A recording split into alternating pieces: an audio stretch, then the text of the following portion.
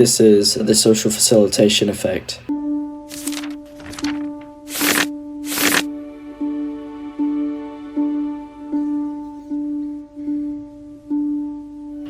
The social facilitation effect. When one person is doing something alone, they won't work as well as if they would with another person. Norman's triplet was a man born sometime in 1861. He was born on a farm in Illinois. He was the first social psychology experimenter, as far as Gordon Allport says. The first personality psychologist, Norman Triplet, discovered the effect in a lab experiment and found that children working in pairs achieve better results in faster times than by themselves. It could come from the multiple perspectives on a project added together that demonstrated findings and more productive work. Within his experiment, he took 40 children and used groups to eliminate practice and fatigue. Wikipedia, Norman Triplet. After analyzing his experiment, he came to the conclusion the bodily presence of another contestant participating simultaneously in the race served to liberate latent energy not ordinarily available. Triplet, 1898. Wikipedia, Norman Triplet. Analysis of this, Saint-Saëns' contemporary told her experiments and as further research understands modern-day scientists deem it unreliable.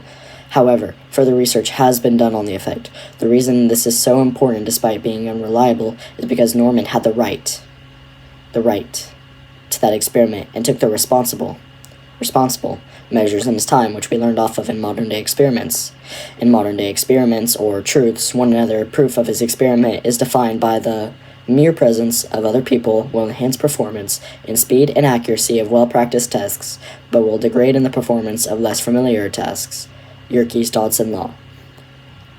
It understands that if person A were to study alone, they wouldn't do as well on a test, unfortunately. However, if person B were to be in the mix and helping study from reading off flashcards or something similar and familiar in nature to person A would do better on that said test. From simplypsychology.org. It calls together both the Yerkes-Dodson law and the law of social facilitation, and calling it a co-action of people doing the same task. As another written by Wikipedia, situations that elicit social facilitation include, again, co-action, performing for an audience, and it depends on task complexity. In other terms, it varies. Another similar effect is the audience effect, which is said to be true in the same rules as social facilitation effect, with the only differences being me and a person and a group, except it'd be me and an audience, a passive audience or a spectator. What are some upsides to being human? An opposite view to the social facilitation effect, the audience effect, and in hand with the Yerkes-Dodson law is called social loafing. Having indulgence from others depending on the work size in the group is called what's hiding in the crowd. This can go in hand with an passive audience, with an interactive experience to make decisions for the performance, varying in complexity and can cause more for more stimulation or less to focus, which is why, as it said, it varies. From Carnegie Mellon University. There are student challenges and teaching challenges, as shown in the graph. Student challenges include coordination costs, motivation costs, and intellectual costs. Teaching challenges include allocating time, teaching process skills, assessing process as well as product, and assessing individual as well as group learning, again, for the teaching challenges. All these can be challenging obstacles in groups, despite the positives can flex below them, causing frustration. From a not-so-professional account, I've seen two various posts on social media, such as Reddit, TikTok, X, formerly Twitter, and other accounts. Some main perspectives from students as this demonstrates a lack of motivation in certain groups of students because they can feel it's out of their control, causing frustration and overall negative behaviors in group projects. Another perspective from a newsletter given and written by a high schooler, similar to myself, the problem of sinking emotional state, further proving that group projects are annoying.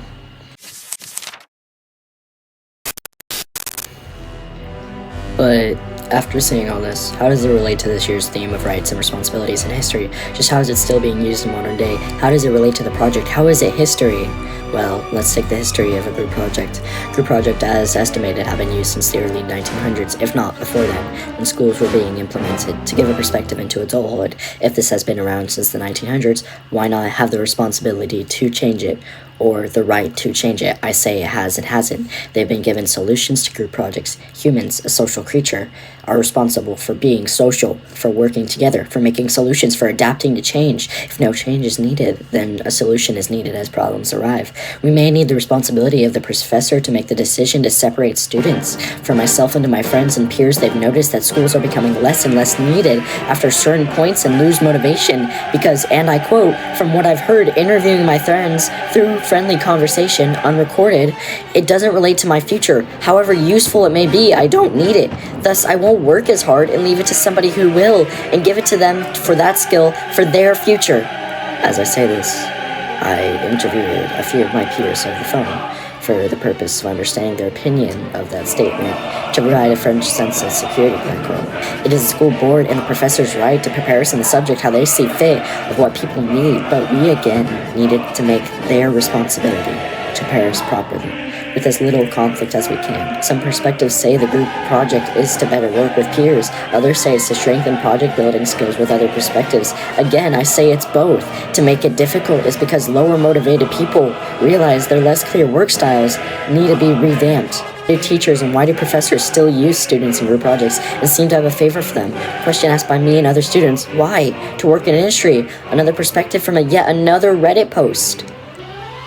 Humans are humans. They're different. Not everybody is perfect. Nobody knows that. Everybody knows that. Nobody knows that. In adult life, people in our industry, created or work to nobody, will have the same motivation as you.